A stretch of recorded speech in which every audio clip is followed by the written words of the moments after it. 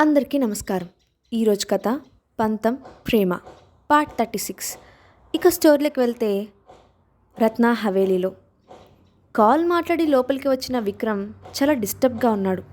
Bed వైపు చూసిన విక్రమ్కు ప్రశాంతంగా నిద్రపోతున్న భాను కనిపించింది. నెమ్మదిగా భాను పక్కన సెటిల్ అయ్యాడు విక్రమ్. ఎప్పుడు తనను హక్ చేసుకొని పడుకునే విక్రమ్ ఇప్పుడు తనని హక్ చేసుకోకపోయేసరికి భానులో బాధ మరింతగా పెరిగింది. మరుసటి రోజు విక్రమ్ కంటే ముందుగానే రెడీ అయ్యి ఆఫీస్కి వెళ్ళిపోయింది భాను. ఆఫీస్కి వెళ్ళిన విక్రమ్ భాను క్యాబిన్ వైపు చూడగా గ్లాస్ డోర్ నుండి సీరియస్గా వర్క్ చేసుకుంటున్న భాను కనిపించింది.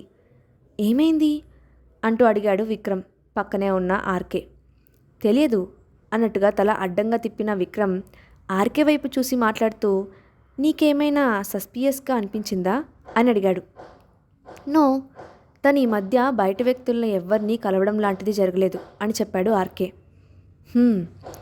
నైనాకు కాల్ చేసి రమ్మను అని చెప్పి అక్కడ నుండి తన క్యాబిన్లోకి వెళ్ళిపోయాడు విక్రమ్.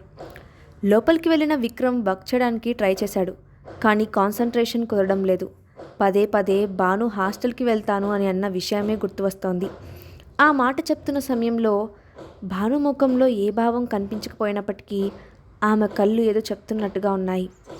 సిస్టమ్ ఆన్ చేసి భాను ఉన్న క్యాబిన్లోని సీసీ కెమెరాను చూస్తూ కూర్చున్నాడు విక్రమ్. చాలా కాన్సన్ట్రేషన్తో వర్క్ చేసుకుంటుంది భాను.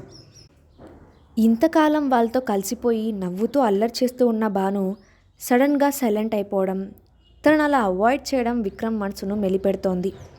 వెంటనే విక్రమ్ ఆర్కేకి కాల్ చేసి, నాకు ఈవినింగ్ ఏమైనా అపాయింట్మెంట్స్ ఉంటే అన్నీ క్యాన్సిల్ చేసేయి, అలాగే మంచి రివర్ వ్యూ ఉన్న రెస్టారెంట్లో డిన్నర్ కోసం టేబుల్ బుక్ చేయి అని అన్నాడు విక్రమ్.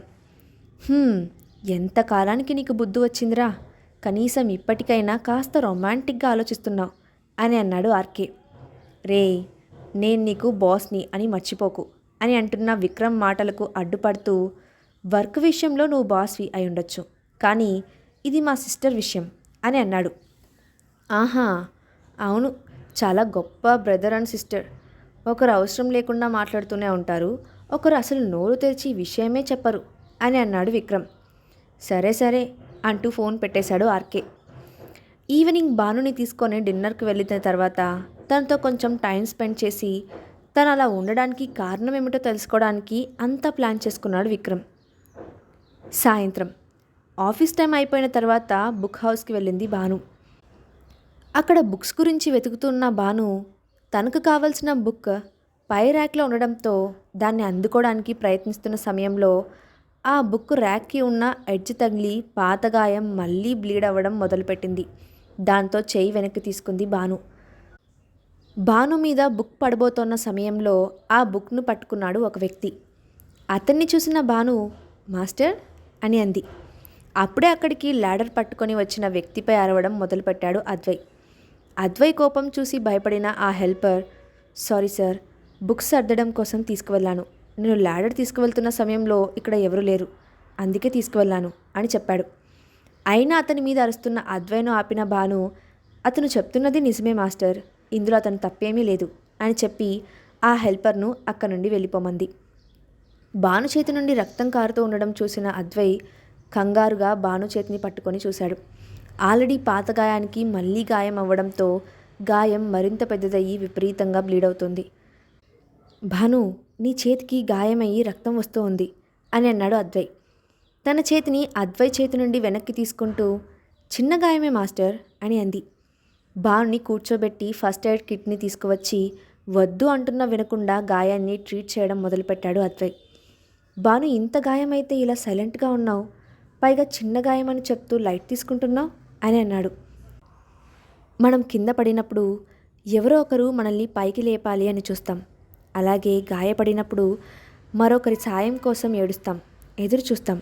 కానీ కింద పడినప్పుడు పైకి లేపడానికి ఎవరూ లేరు అని తెలిసిన క్షణమున మనంతటా మనమే పైకి లేవడానికి ప్రయత్నిస్తాం.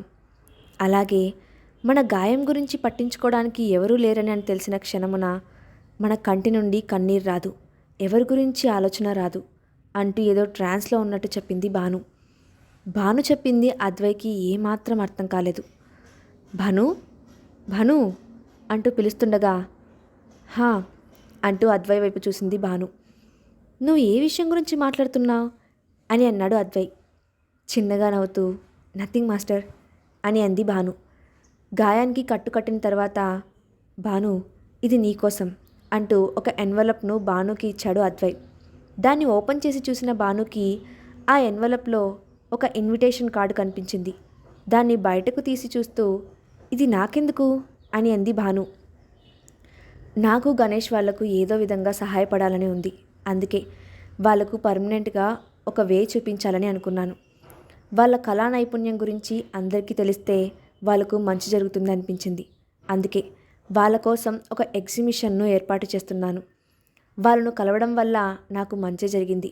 జీవితాన్ని మరో కోణం నుండి చూడడం ఎలాగో తెలిసింది. ఇంత జరగడానికి కారణం నువ్వు అని అన్న అద్వై వైపు ఛా అన్నట్టుగా ఎక్స్ప్రెషన్తో చూసింది భాను.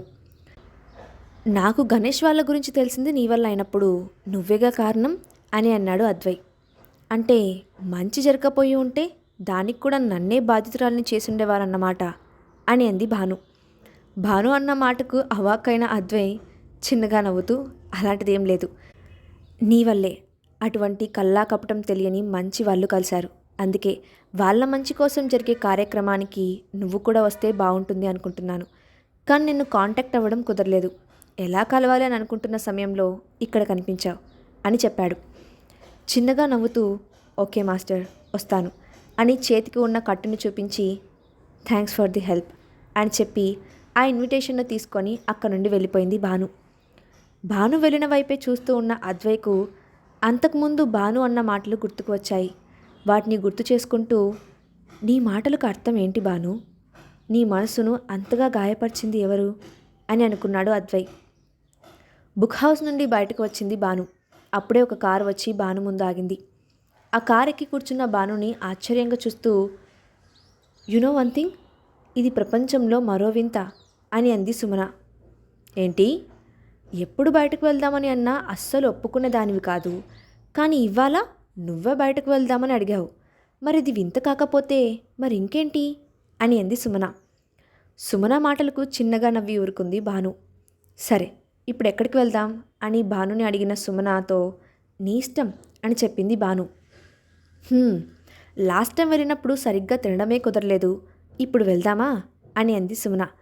దానికి భాను ఓకే చెప్పడంతో లాస్ట్ టైం వెళ్ళిన చోటికే వెళ్ళారు. అప్పటికి చీకటి పడుతూ ఉండడంతో కరెంటు దీపాల కాంతులతో వెలిగిపోతోంది సిటీ. కృష్ణమ్మ మీదుగా వచ్చే చల్లగాలి నెమ్మదిగా తాకుతూ అమ్మ ప్రేమల అలజడితో నిండిపోయి ఉన్న మనస్సుకు స్వాంతన కలిగిస్తుంది. ఆఖరి మెట్టు మీద కూర్చొని కాళ్లను నీటిలో పెట్టి ఆడుతూ తింటున్నారు వాళ్ళిద్దరూ. అంతలో సుమన ఫోన్ రింగ్ అవడంతో కాల్ ఆన్సర్ చేసి మాట్లాడింది. ఫోన్ పెట్టేసిన సుమన భాను వైపు చూస్తూ, భాను నా ఫ్రెండ్ కాల్ చేసింది. తను రీసెంట్గానే అబ్రాడ్ నుండి వచ్చింది. ఇంకో 2 డేస్లో మళ్ళీ వెళ్ళిపోతుంది. వెళ్ళే ముందు తన ఫ్రెండ్స్ అందరికీ పార్టీ ఇస్తుంది. అది నాకు ముందే చెప్పింది, కానీ నేనే నువ్వు ఫోన్ చేసావన్న తొందరలో ఆ విషయం మర్చిపోయా అంటూ చెప్పింది సుమన. నో ప్రాబ్లం, నువ్వు వెళ్ళు, నేను ఇంటికి వెళ్ళిపోతాను అని అంది భాను. నిన్ను ఇలా వదిలేసి వెళ్ళాలని లేదు. ఒక పని చేద్దాం, నువ్వు నాతో పాట్రా, తను కలిసి వెంటనే వచ్చేద్దాం అని అంది సుమన. దానికి భాను కూడా ఓకే చెప్పడంతో ఇద్దరు కలిసి సుమన ఫ్రెండ్ పార్టీ ఇస్తున్న ప్లేస్కి వెళ్ళారు. కొంచెం సేపు గడిచిన తర్వాత భాను ఫోన్ రింగ్ అవుతూ ఉంది. అక్కడ అంతా గోలగోలగా ఉండడంతో పక్కకు వచ్చి కాల్ లిఫ్ట్ చేసింది భాను. భాను, ఫోన్ విక్రమ్కి ఇవ్వు అని అన్నాడు ఆర్కే.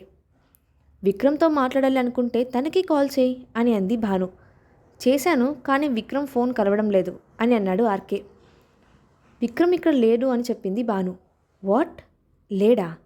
నీతో కలిసి బయటకు వెళ్ళడం కోసం ఈవినింగ్ అపాయింట్మెంట్స్ అన్నీ క్యాన్సిల్ చేయమని చెప్పాడు. మీ ఇద్దరి కోసం నేనే రెస్టారెంట్లో టేబుల్ బుక్ చేశాను అని అన్నాడు ఆర్కే. ఏ రెస్టారెంట్లో అని అడిగింది భాను. డైన్ హియర్ రెస్టారెంట్లో టేబుల్ బుక్ చేశాను అని చెప్పాడు ఆర్కే. ఓకే అని చెప్పి ఫోన్ పెట్టేసిన భాను విక్రమ్కి కాల్ చేసింది. కాల్ కనెక్ట్ కాకపోవడంతో ఒక 2 నిమిషాలు వెయిట్ చేసి మళ్ళీ కాల్ చేసింది. కాల్ లిఫ్ట్ చేసిన విక్రమ్, బన్నీ నేను ఒక ఇంపార్టెంట్ మీటింగ్లో ఉన్నాను అని చెప్పి మరో మాటకు అవకాశం లేకుండా కాల్ కట్ చేసేశాడు. తనకు కాస్త దూరంగా ఒక టేబుల్ దగ్గర కూర్చొని ఎదురుగా ఉన్న అమ్మాయితో మాట్లాడుతూ కనిపించాడు విక్రమ్. అది చూసిన భాను దవడ కండరం బిగుసుకుంది. ఇదే అన్నమాట నీ ఇంపార్టెంట్ మీటింగ్. ఇంకా ఎన్ని రోజులు ఇలా నాతో అబద్ధాలు చెప్తూ నన్ను మోసం చేస్తావు అని అనుకుంది. వెనుక నుంచి సుమన పిలుపు వినిపించడంతో కళ్ళల్లో చేరిన నీటి చెమ్మను కంటి రెప్ప దాటి బయటకు రాకుండానే ఆపేసి ఫోన్లోకి ముఖం పెట్టుకొని చూస్తూ ఉంది భాను. భాను, నీకోసం నేను అక్కడ వెతుకుతుంటే నువ్వు ఇక్కడ ఏం చేస్తున్నావు అని అంది సుమన. ఫోన్ వైపు చూపిస్తూ కాల్ మాట్లాడడానికి వచ్చాను అని చెప్పింది భాను. హో, అయితే కాల్ మాట్లాడేశావా అని అడిగింది సుమన. ఓకే, లెట్స్ గో అంటూ సుమన భానుని తీసుకొని మళ్ళీ పార్టీ హాల్లోకి వెళ్ళింది. డల్గా ఉన్న భానుని చూసిన సుమన, ఏమైంది, సడన్గా డల్ అయిపోయావు అంది. నథింగ్, జస్ట్ వర్క్ ప్రెషర్ అని చెప్పింది భాను.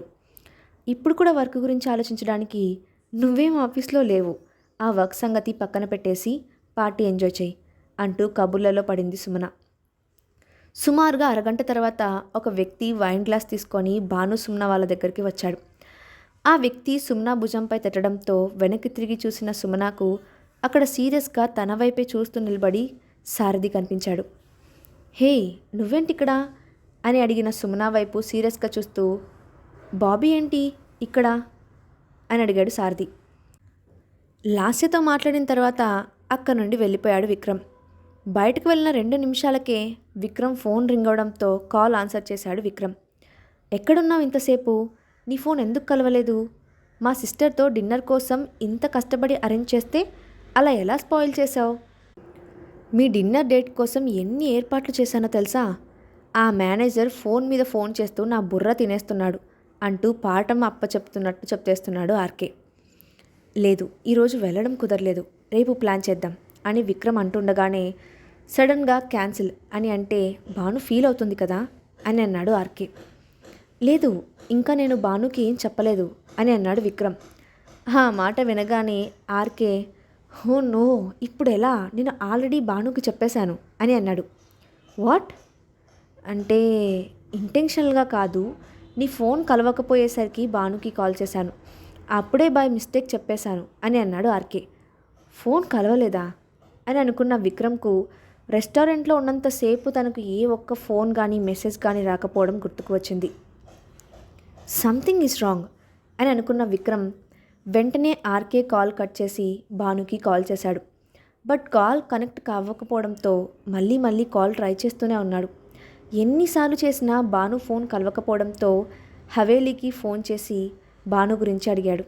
వల్లి ఇంకా భాను హవేలీకి రాలేదని చెప్పడంతో, వస్తే వెంటనే నాకు కాల్ చేసి చెప్పు, మరో విషయం, నానమ్మకు ఈ విషయం చెప్పి కంగారు పెట్టకు అని చెప్పి ఫోన్ పెట్టేశాడు విక్రమ్. రెస్టారెంట్లో సడన్గా అక్కడికి వచ్చిన సారథిని చూసిన సుమన ఆశ్చర్యపోతూ, హే, నువ్వేంటిక్కడ, అబ్రాడ్ నుండి ఎప్పుడు వచ్చావు అని అడిగింది. కానీ సారథి సుమన వైపు సీరియస్గా చూస్తూ, ఫస్ట్ నువ్వు చెప్పు, బాబీని ఇక్కడికి ఎందుకు తీసుకువచ్చావు అని అడిగాడు. భాను చాలా స్ట్రెస్గా ఫీల్ అవుతుంది, అందుకే కొంచెం రిలాక్స్ అవుతుందని తీసుకువచ్చాను అని అంది సుమన. అందుకని వైన్ కూడా తాగించావా అని అడిగాడు సారథి. ఆ మాట వినగానే వాట్ అంటూ భాను వైపు చూసింది సుమన. భాను మత్తుగా తూలుతూ కనిపించింది. భాను, భాను అని పిలుస్తూ భాను భుజంపై చేయి వేసింది సుమన. డోంట్ యూ డేర్, నన్ను టచ్ చేశావంటే చంపేస్తా అంటూ సుమన చేతిని విసురుగా వెనక్కి నెట్టేసింది భాను. భాను ఉన్న కండిషన్ని చూసిన సారథి, అసలు నీకు బుద్ధుందా, ఇలాంటి ప్లేస్కి వచ్చినప్పుడు ఎంత జాగ్రత్తగా ఉండాలి, అంతా తెలిసి ఉండి బాబీని ఒంటరిగా ఎందుకు వదిలావు అని అరిచేశాడు సారథి. నేనేం తనని వదిలి వెళ్ళలేదు, వైన్ కూడా ఇవ్వలేదు అని అన్న సుమన టేబుల్ మీద ఉన్న ఖాళీ గ్లాస్ని పక్కనే ఉన్న ఫుడ్ ప్లేట్ని చూసింది. వెయిట్, తను ఈ ఫుడ్ తినడం నేను చూశాను, మేబీ అది స్పైసీగా ఉండడం వల్ల వాటర్ అనుకొని వోడ్కా తాగేసినట్టు ఉంది అని చెప్పింది సుమన. షటప్ అను, ఇలాంటి సిల్లీ రీజన్స్తో నీ మిస్టేక్స్ను కవర్ చేసుకోవాలని ట్రై చేయకు అంటూ పాకెట్ల నుండి మొబైల్ తీసి విక్రమ్కి కాల్ చేశాడు. కానీ నో మొబైల్ నెట్వర్క్ అని డిస్ప్లే అవుతూ కాల్ ఎండ్ అయిపోవడంతో సిగ్నల్ లేదు అని అర్థమైంది. అక్కడ సిగ్నల్ లేకపోవడం కాస్త సందేహంగా అనిపించిన భాను గురించి విక్రమ్కి చెప్పాలన్న తొందరలో అక్కడి నుండి బయటకు వెళ్ళిపోయాడు Sarathi. Bhanu, Bhanu, come to your senses అంటూ భానుని పిలుస్తుంది సుమన. వేగంగా వచ్చి రెస్టారెంట్ దగ్గర ఆగింది విక్రమ్ కార్ నుండి కిందకు దిగిన విక్రమ్ తన టీంకు ఇన్స్ట్రక్షన్స్ ఇచ్చి లోపలికి వెళ్ళాడు. హోటల్ మొత్తాన్ని తన ఆధీనంలోకి తీసుకున్న విక్రమ్ నేరుగా మానిటర్ రూమ్లోకి వెళ్ళాడు. సీసీ కెమెరా ఫుటేజ్ని చెక్ చేయడం మొదలుపెట్టాడు విక్రమ్. భాను సుమ్న ఎంటర్ అయిన రూమ్ని చూసిన విక్రమ్ భాను ఉన్న పార్టీ హాల్ గురించి డీటెయిల్స్ తెలుసుకొని తన మనిషిని ఆ మానిటర్ రూమ్లో ఉంచి పార్టీ జరుగుతున్న చోటుకి వెళ్ళాడు. అక్కడికి వెళ్తున్న విక్రమ్కు ఎదురు వచ్చాడు Sarathi. Vikram, thank God you are here, Bobby లోపల ఉంది అంటూ లోపలికి తీసుకొని వెళ్ళాడు సారథి. తర్వాత ఏం జరిగిందో నెక్స్ట్ పార్ట్లో చూద్దాం. ఈ స్టోరీ అప్డేట్ ఎలా ఉందో కింద కామెంట్ బాక్స్లో మీ ఒపీనియన్ని షేర్ చేయండి. Thanks for watching.